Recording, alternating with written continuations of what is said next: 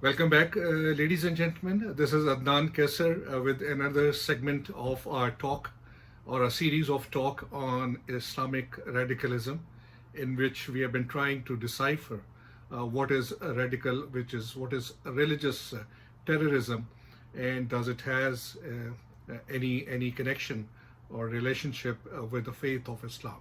So we actually are trying to delegitimize the acts of terror and de-link it from the faith of Islam. So that has been our endeavor. So far you have gone through the introductory part, as well as you have listened to two segments of an overview. So this is the last and third segment of the overview of our discussion, which we're trying to understand the extent and the reasons, the root causes, what causes terrorism, and how violence has been interlinked to the religion of Islam. So this is very important for you. So this is part 4 of our multi-part discussion, as you would remember. And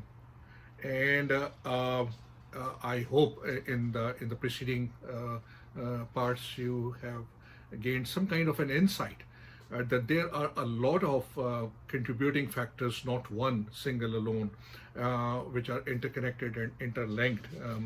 So far I gave you 5 major elements what causes radical Islam or religious terrorism in the Muslim world. So in the first, I'll just review for yourself. I told you about the ideological and philosophical motivation of the jihadists, what drives them. Second, the brutal way in which the Muslim world has been governed, especially in the Middle East and North Africa.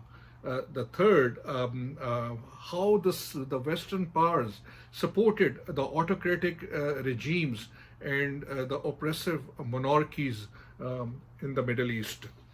The fourth was we discussed about the Palestinian issue, or a conflict which keeps the Muslim world in a perpetual conflict with the state of Israel. And fifth, we discussed a brief overview of the Muslim migrants issue and how the Western media upsets and plays with the sentiments of Muslims when it through its cartoon caricatures and other measures which causes a lot of heartburn and outrage in the Muslim societies. So the sixth element which we must consider is the role of the non-state actors in this whole radicalization of Islam, or the cause of religious terrorism. So non-state actors, ladies and gentlemen, are also called as proxies or proxy militia. And they have been regularly used by Muslim states for their geopolitical power grab. Remember, proxy war or civil wars or even insurgencies through third-party non-state actors remain part of the fourth generation warfare. In fourth generation warfare, the conventional armies of the nations or nation states do not confront each other in a battlefield. In this kind of an warfare, the enemy enlists your own people through funding and the supplying of arms and armaments. So first of all, its focus was on number one, disenfranchised ethnic and linguistic groups. In every nation, there are people who have some kind of a difference of opinion or divergent views. So ethnic minorities, it tries to enlist them. Economically marginalized and disgruntled youth, very important. A lot of unemployment these days, economic privation. So it tries to enlist them. Number 3 is the firebrand and ideologically motivated religious leaders. You see, this has been a scourge of of the Islamic world that unfortunately our clergy are not very well literate in modern issues or modern life or advancements. So they easily fall prey to the enemy's nefarious designs. The fourth are the organized criminal gangs or mafias, illicit trade or illicit smuggling of goods, kidnappings for ransom, narcotics trade, and so many other things. So it all causes stir unrest in societies and weaken the country from within. In this kind of a fourth generation warfare, ladies and gentlemen, it's extremely difficult to recognize your own enemy, because in the fog of war, the enemy blends and merges in your society.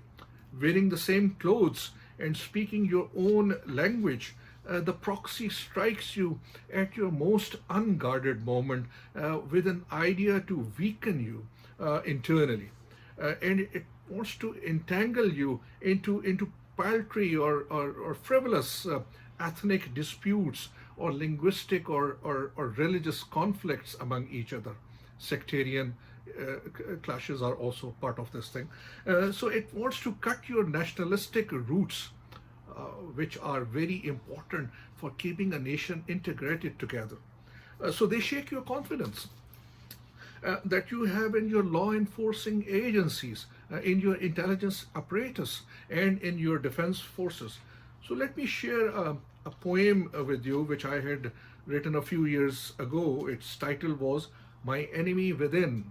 It had been published along with a book review that I had written on a satirical novel. It was named A Case of Exploring Mangoes by Muhammad Hanif on Pakistan's former President General Ziaul Haq. So the title of my book review, which you can search online, it was called Palace of Mirrors, 1,000 Faces of Pakistan's Enemy Within. Palace of Mirrors, 1,000 Faces of Pakistan's Enemy Within. So the poem says, a rival in me, an enemy within. A rival in me, an enemy within, hiding his jinx deep down my skin. Hiding his jinx deep down my skin. His sainthood stays akin his sins. A foe which never lets me win. Hits my chin, then kicks my shin. Hits my chin, then kicks my shin. Knocking my senses, keeps head in spin. Knocking down my senses, keeps head in spin. Rubbing in dust, my head it pins. Scheming against me, to my chagrin. A wolf cloaked in lamb's skin weakens my resolve. My courage gets thin. Throwing me in history's dustbin, mocks me then with his loathsome grin. Me and my enemy within. Thank you. So proxies, ladies and gentlemen, help you to take the fight away from your borders. And while the countries use proxies for their security and foreign policy objectives, two countries have remained at the forefront for their use of proxies, and they are the United States and Iran. So when it comes to Middle East proxies forces, you must know who are the Popular Mobilization Forces. They are also called as PMS, and why they have gone rogue and out of control, ostensibly fighting against Daesh or Islamic State in Iraq, on behalf of Iran. And if you had wondered why a Shiite Iran was so interested or fighting at the forefront to eliminate Daesh or Islamic State, you must know that a Shiite Iran was trying to eliminate a Sunni threat which it was facing in the face of Daesh. So And especially Iran considers Iraq as its Shiite backyard. So it was trying to eliminate the influence of a Sunni from Iraq. So some of these Iranian militias in Iraq include Kataib Hezbollah, Asaib Ahlil Haq, Liwa Abu Fadl al Abbas. They're also known as Al Abbas Brigade, Kataib Sayyid al Shohada, Harakat Hezbollah al Nujaba, Imam Ali Brigade, the Badr organization. The Iranian militia, ladies and gentlemen, on the other hand, in Syria include Al Abbas Brigade, Liwa Zulfikar, Liwa al Imam al Hussein, Liwa Ambar ibn Yasir. There is also a Liwa Fatimiyun or Fatimiyun Brigade comprising of Afghan Shias fighting on behalf of Iran in Syria. And there is another group comprising of Pakistani Shias which is known as Liwa Zainabiyun or Zainab Brigade, again fighting on the front lines on behalf of Iran in Syria. So civil war and so it is in the Syrian civil war, they are protecting Iranian interests. So the purpose of giving you this exhaustive list was to show you the extent of Iran's involvement and reliance on the proxies in this region. Through its various militias in Iraq and Syria, Iran has successfully taken the fourth generation war away from its geographic borders. But then you should simultaneously ask and apply your mind that if the proxies could be created by states to fight on their behalf, is it not possible that the Frankenstein's monster of the Islamic terror groups could also be created by some states' enterprise or their intelligence or military apparatuses? And if your answer comes in affirmative, then you must try to find another answer: who created the terrorist organizations like Al-Qaeda or Daesh or Islamic State, along with several entities like East Turkestan Islamic Movement. There had been an Islamic movement of Uzbekistan as well, IMU.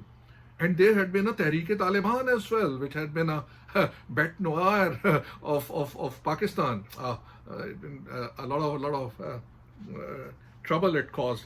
And who are the Al-Nusra Front, as well as the Syrian Democratic Forces or the SDF fighting in the Syrian civil war? And which country had been providing them funding and armaments? Of course, it was United States and Saudi Arabia, which had been providing the funding and arms to SDF, as they wanted a regime change in Syria. And they wanted to topple the government of President Bashar al-Assad. But then when the United States saw that the Syrian war has really been botched up, and these proxies have literally gone out of the control of even Saudis, so the US pulled back its support and rather it concentrated on eliminating Daesh or Islamic State in Iraq. And although it is a very, very sensitive matter, but we are going to critically analyze as to how the Islamic State also came into being.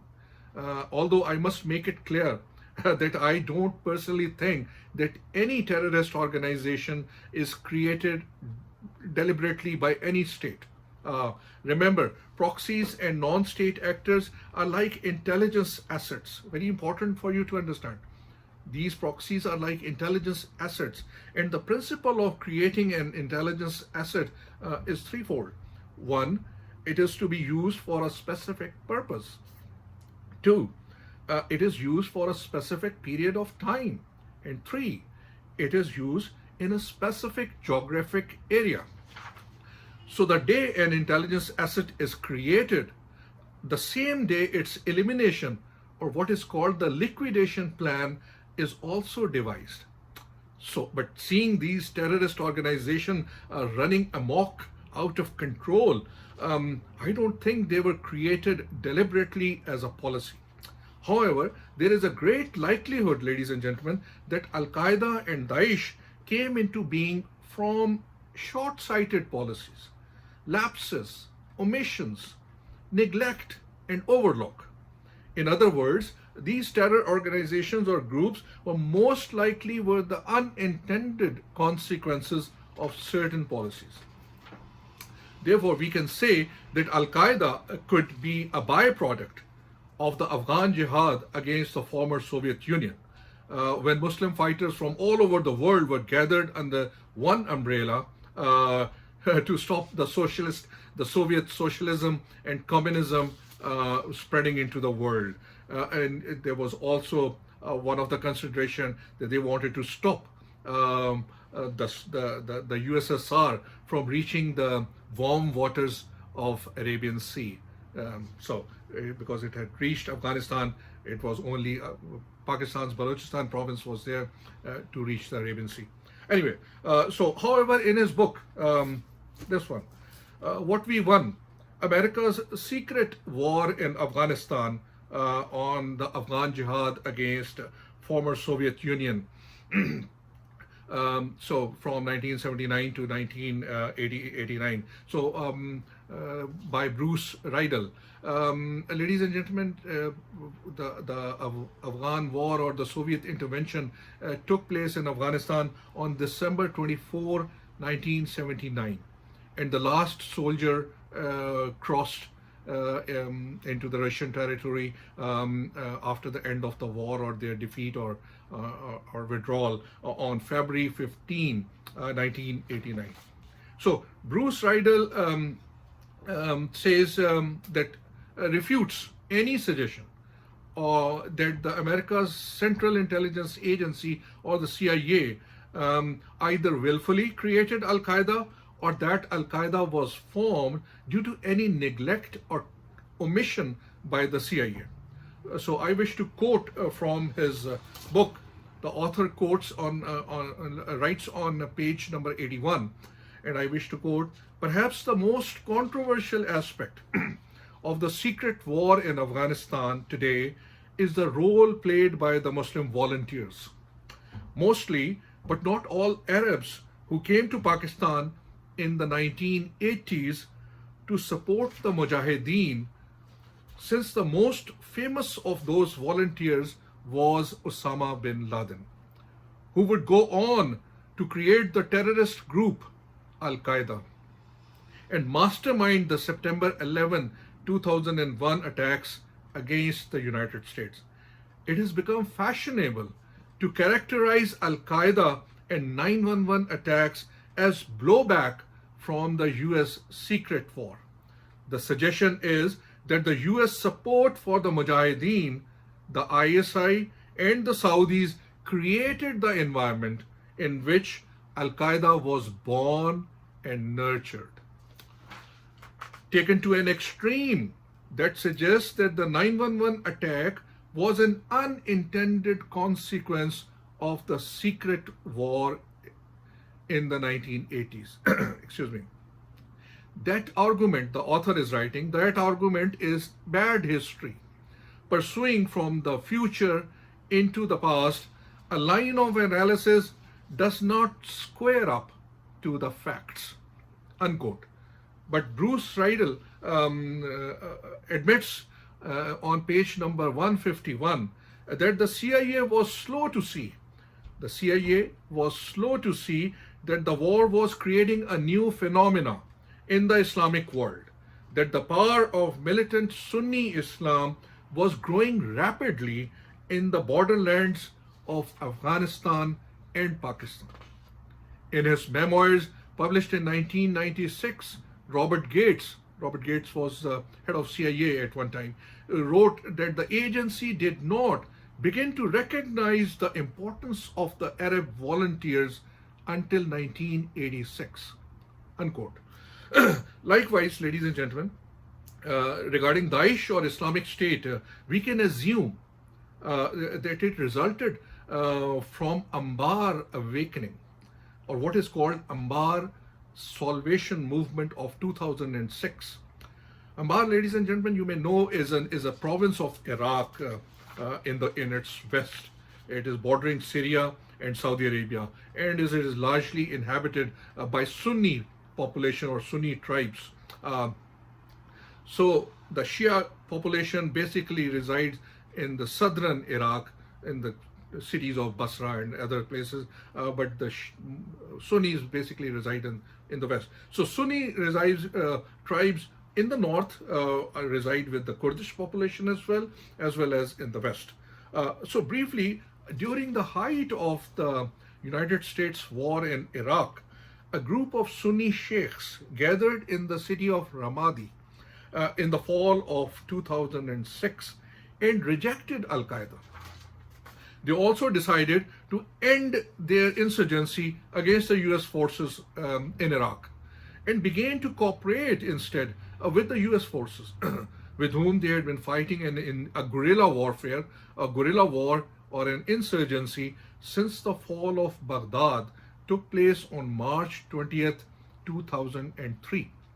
And the removal of President Saddam Hussein and his government took place on April 9, 2003.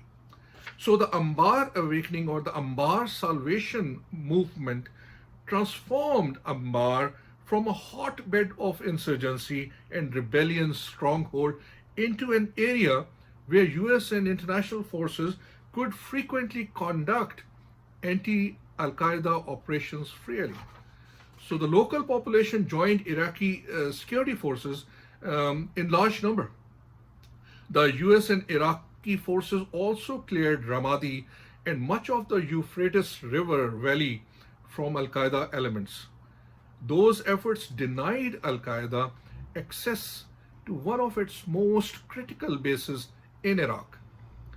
The Anbar awakening resulted from a major role played by the then US Forces commander, General David Petraeus. The agreement gave several dividends, ladies and gentlemen. One, it greatly helped in carrying out counter-insurgency operations or anti-terror ops conducted by the joint American and international forces, ISAF. Number two, it also helped in pacifying the insurgent Sunnis to large extent. Number three, the Anbar agreement also helped in reconciling relationship between the Iraqi Shias in the south and Sunnis in the north and west. And number four, it greatly helped in bringing an end to the US war in Iraq. The Iraq war, which began on March 20, 2003, finally ended on December 15, 2011. But it was the Anbar awakening, ladies and gentlemen, of 2006 that gave a lot of respite to the US forces in Iraq, and it granted a lot of leverage to the US President George Bush, who started withdrawing his troops slowly from 2008 from Iraq. So although some forces stayed back to help the new Iraqi government and train the new Iraqi army, but a large number of elements were removed. So the forces, US forces' complete withdrawal took place from Iraq, as I mentioned, December 15, 2011, under President Barack Obama. So if you had paid attention, you must have noted that when Daesh or Islamic State fighters first emerged in the in the western cities, Iraqi cities of Kirkuk, Mosul, Tikrit, and Fallujah in 2014, they were wearing US uniforms, which are also called as fatigues, and they were driving Humvee jeeps. And if you view them in the light of an attribution, whether right or wrong, I do not know, but it is linked to attribution that is made allegedly to General David Petraeus, that he had actually bribed those Sunni tribes to renounce violence and end their insurgency and stop fighting against the US troops in Iraq. Then it makes sense that maybe these are the same Sunni tribes which had been bribed to keep pacified towards the end of the Iraq war. And why they emerged? There had been I'm going to tell you there could be a lot of reasons for that, but they were bribed to stop joining Al-Qaeda. Another important thing to be kept in mind, which I'm going to say regarding the creation of the Sunni Daesh, is that in view of Iraq's majority of population belonging to the Shiite sect, the parliament that came into being in December 2005 had a majority of Shiite members. Obviously, they chose one of the most controversial Shiite prime ministers in the early days under the new Iraqi democratic system. Those Shiite prime ministers included prime ministers and their governments quite naturally harbored bias or prejudice against the Sunni in the backdrop of Islam's historic Shia-Sunni animosity or feud or conflict that essentially remains a political conflict and has nothing to do with the religion. So the new Iraqi Shiite administration carried a harsher view towards the Sunni population. So those prime ministers included Prime Minister Ayad Alawi, Prime Minister Ibrahim Al-Jafri, and Prime Minister Nouri al-Maliki. All the three had to be removed from their power prematurely, all because of a lot of conflict and friction in the Iraqi society. And if you remember, the Shiite hatred for President Saddam Hussein was so extreme and so ferocious that at the time of his hanging at the gallows, it was so fierce that his neck was decapitated at the time of his hanging.